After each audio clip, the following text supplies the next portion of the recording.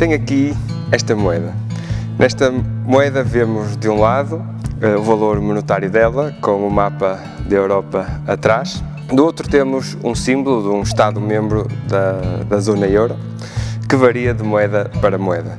Neste caso, desta moeda de 2 euros, temos a Esfinge de Dante Alighieri, o famoso escritor italiano. Estas gravações não apenas nos informam do valor que temos em mão, como também nos lembram que esta moeda é usada na Europa, na maior parte dos países da União Europeia, e que, por sua vez, temos deveres enquanto compradores e enquanto contribuintes nestes países. Se eu a seguir for tomar um café e pagar com esta moeda, parte do valor que vou pagar vai ser para o Imposto sobre Valor Acrescentado, ou o IVA, ou pelo menos assim deveria ser. Assim acontece sempre que é emitida uma fatura numa troca comercial. Além do IVA, pagamos um imposto sobre rendimentos, o IRS, que é deduzido no nosso salário. E muitos outros impostos existem. Muito pouca gente gosta de pagar impostos. E menos gostamos quando vemos o Estado a aplicar mal, segundo o nosso ponto de vista, o dinheiro dos contribuintes e quando os serviços públicos não funcionam. E até podemos questionar: será que, enquanto cristãos, devemos sujeitar-nos ao pagamento de impostos e às leis de um Estado secular? Uma pergunta parecida com esta foi feita a Jesus.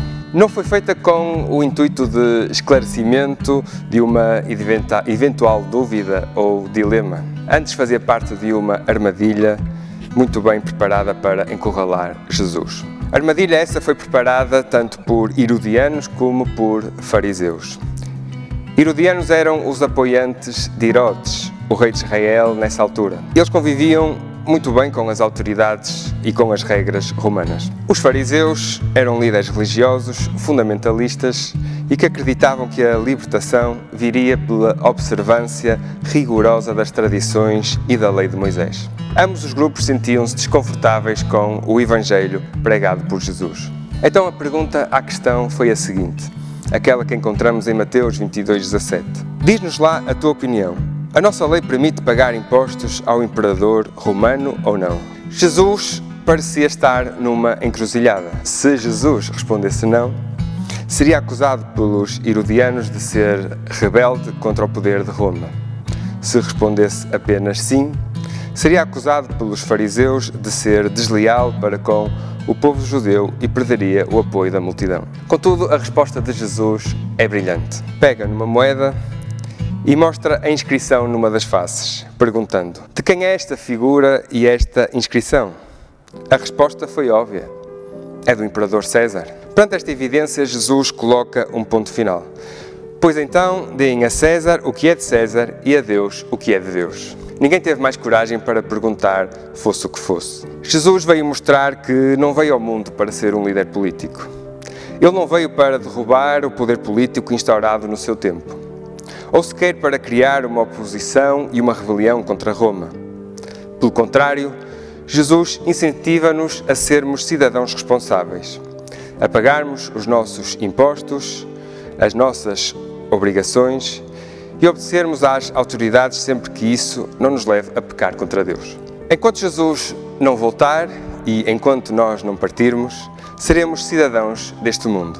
Isso leva-nos a ter de dar a César o que é de César, mesmo quando às vezes nos custa e não gostamos. Mas quando recebemos Jesus nas nossas vidas, passamos também a ser cidadãos do céu, do reino de Deus. Enquanto cidadãos do reino de Deus, precisamos de dar a Deus o que é de Deus. Isso engloba as nossas ofertas e os nossos dízimos para a obra da sua igreja. Mas vai muito além disso. Precisamos de entregar a Deus o nosso coração, o nosso tempo, os nossos pensamentos, as nossas ações. Isso não significa acomodarmos-nos com qualquer que for o poder político. Devemos lutar por um mundo em paz, justo para todos, onde a dignidade humana e os valores que Cristo nos deixou são reconhecidos. Mas Jesus mudou o mundo não lutando contra César ou Pilatos. Jesus mudou o mundo começando pelos seus discípulos e pelas pessoas que iam até Ele. Pessoas do povo, pessoas de todas as profissões, que com ele estabeleciam relações e conversas. Por vezes ele operava milagres e transformava as suas vidas. É desta forma que ele faz a diferença no mundo ainda hoje, começando em mim e em ti. Dar a Deus o que é de Deus não é vivermos em função de nós mesmos, mas em função dele. É mais difícil do que pagar impostos, mas a recompensa é infinitivamente melhor. Quando vivemos para Deus, não recebemos apenas uma boa reforma. Com Jesus recebemos a certeza da salvação e a garantia da vida eterna na glória do Pai. O que podes dar a Deus esta semana?